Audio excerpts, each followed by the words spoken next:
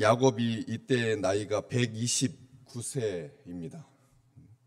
129세의 나이에 참 파란만장한 자녀들로 인하여서 또 이 아내들로 인하여서 참 여러 가지 일들을 많이 겪게 되죠. 인생이 아마 이렇게 드라마틱한 사람이 있을까 싶을 만큼 아주 대단한 그런 삶을, 우여곡절을 많이 겪으면서 그렇게 살아왔습니다. 사랑하는 아들을 잃고 죽은 줄 알았고, 그리고 사랑하는 라헬에게서 얻은 두 아들 중에서 막내 베냐민만 그렇게 데리고 이 자녀가 많았지만 11명이었지만 그의 마음은 그렇게 부요하지 못했습니다. 이런 상태에서 이 가나안 온 땅에 흉년이 들어서 큰 환란이 닥치게 되고, 가나안 땅인데, 하나님이 약속하신 땅인데 척박하고, 그리고 이 자연재해가 주기적으로 반복되고, 뭐 다른 하나님께서 약속해 주신 땅이라고 하는 증거가 될 만한 그런 아름다운 일들이 그렇게 많지 않았던 거죠. 그냥 삶을 아주 힘겹게 살게 되고, 그래서 그 땅에서 야곱이 애굽에 곡식이 있다라고 하는 말을 듣고 아들들을 보내는 이런 일들이 지금 벌어지고 있는 것이죠.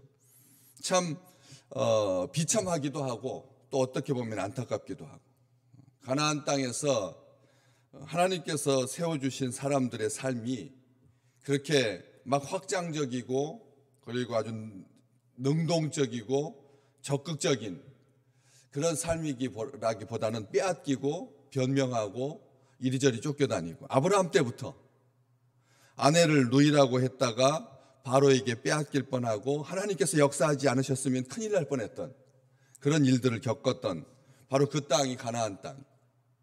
거기에서 애굽으로 내려가려고 하다가 애굽에서 그런 일들을 다 만나게 되고, 또 이삭도 흉년이 들어가지고 가나안 땅에서 흉년이 들어가지고 애굽 땅으로 내려가려고 하니까 하나님께서 그때는 내려가지 말라고 막으시고, 그래서 하나님께서 막으시니까 이 이집트로 넘어가기 직전 땅, 국경지대, 바로 블레셋의 땅, 그랄 땅에 거하다가 거기서 또 아내를 누이라고 속여서 아비멜렉의 아들 아비멜렉에게 도움을 받아가지고 간신히 거기에서 살게 되고 하는 이런 일들이 끊임없이 발생하고 있습니다.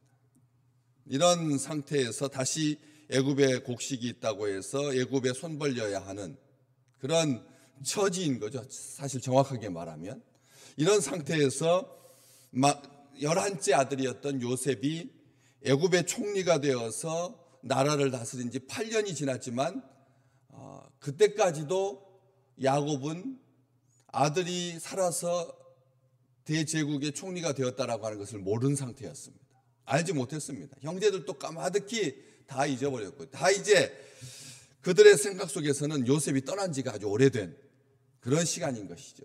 무려 10대 때 팔려서 한 20년 가까운 시간이 흘렀으니까, 그래서 전혀 예측지 못한 그곳에 흉년이 극성을 부릴 때 7년 동안 풍년이 들어가지고 온 나라에 그냥 사람과 물류와 그리고 재정과 모든 것들이 풍성했을 때는 알지 못하고, 흉년이 들어가지고 그 영향이 가나안 땅까지 미쳤을 때 야곱은 그곳에 애굽에 곡식이 있다라고 하는 소식을 듣게 되고, 그리고 이 아들들을 보내고 오늘 말씀에 보시면 13절에 또 재차 보내.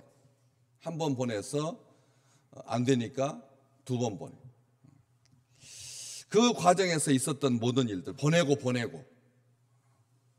그리고 그 과정에서 양식을 목적으로 해서 갈급한 심령으로 그렇게 살 길을 찾아서 헤매고 있는 그런 모습들을 우리는 보게 되는 것이죠.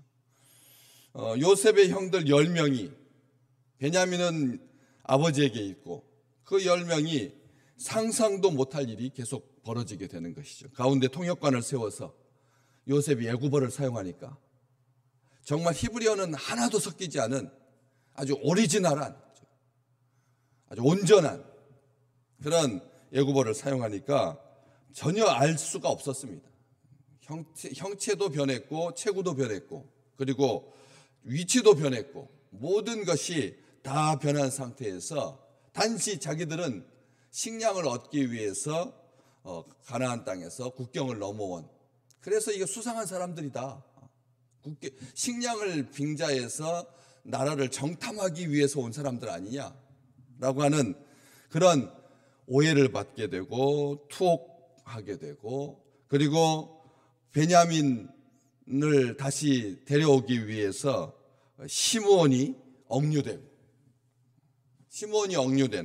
인질로 잡히는 그런 상태에서 다시 아무것도 소득이 없이 그냥 식량만 그렇게 가지고 온 채로 다시 가나안 땅에서 약간의 시간들을 면한 후에 다시 식량이 떨어졌을 때 다시 재차 보내게 된 그런 일들이 계속 반복된다라고 하는 것이죠. 우리 사람들이 왜 자꾸 100년 동안 먹을 거리를 후손들에게 남겨줘야 된다라고 하는 생각을 하게 되는 걸까요? 우리가 이 세상에서 가장 잘하는 것으로 끝까지 이 주님께서 오실 때까지 그 문제가, 식량의 문제가 아니면 재정의 문제가 살 길이 열린다면 얼마나 좋겠습니까? 그런데 우리는 끊임없이 그런 위기에 직면하게 되는 것이죠. 아시잖아요. 일본 사람들이 큰 평면 TV, 아주 그냥 벽을 다 차지할 것 같이 큰 TV를 잘 만들어가지고 그 어렸을 때 잘 사는 친척 집에 가면 그런 TV가 딱 정면에 위치하고 있었을 때 얼마나 부러워했었습니까? 마치 극장처럼 아주 대단한 것처럼 그렇게 여겼었는데 순식간에 따라잡혀서 우리나라의 평면 TV가 온 지구촌에 그냥 물결처럼 넘치고 있지 않습니까? 그런데 이번 올림픽 보시면서 아예 운동장 바닥 전체를 다 스크린으로 덮는 그런 일들을 보게 되고, 쇼트트랙에서 이 중국이 우리나라를 턱 밑에까지 추격할 뿐만 아니라 벌써 넘어서는 그런 일들을 보면서 가만히 있어서는 절대 그 위기를 극복하지 못한다라고 하는 그 위기의식이 우리 이 세상 살면서 많은 사람들이 느끼는 그런 위기의식이다라고 하는 것이죠. 양식이 떨어지게 되는, 양식이 없어지게 되는, 하나님께서 가나안 땅에, 하나님께서 지시하실 땅에 하나님께서 보내주신 사람들인데도 불구하고 이런 일들이 반복되니까 양식을 얻기 위해서, 구걸하기 위해서 국경을 넘어야 하는 비참한 일들이 계속 반복된다는 것이죠. 그래서 나라는, 민족은 마다 전부 다 다시 후손들이 이런 일로 인해서 위기를 겪지 아니하고 국경을 넘어가는 비참한 일이 발생하지 아니하도록 여러 가지 안전장치를 마련하곤 하는데, 과연 그것이 생명을 구원하는 일이 거냐는 거죠. 하나님께서 이 일들을 통해서 자기 백성을 어떻게 훈련시키는지 우리는 이것을 보게 된다는 것입니다.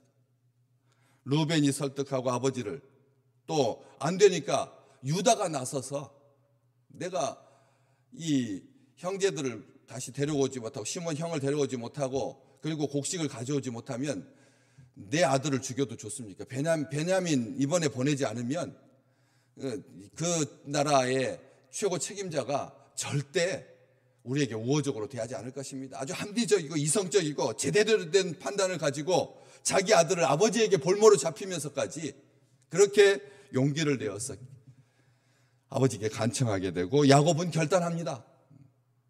야곱은 결단하게 되는 거죠. 사랑하는 아들 잃을지라도 이 일들로 인해서 우리 가족 70명이 넘는, 요 뒤에 다음으로 넘어가 보시면 14절 말씀에 요셉이 사람을 보내서 그의 아버지 야곱과 온 가족 75명을 정말 어마어마하게 큰 많은 사람들이죠.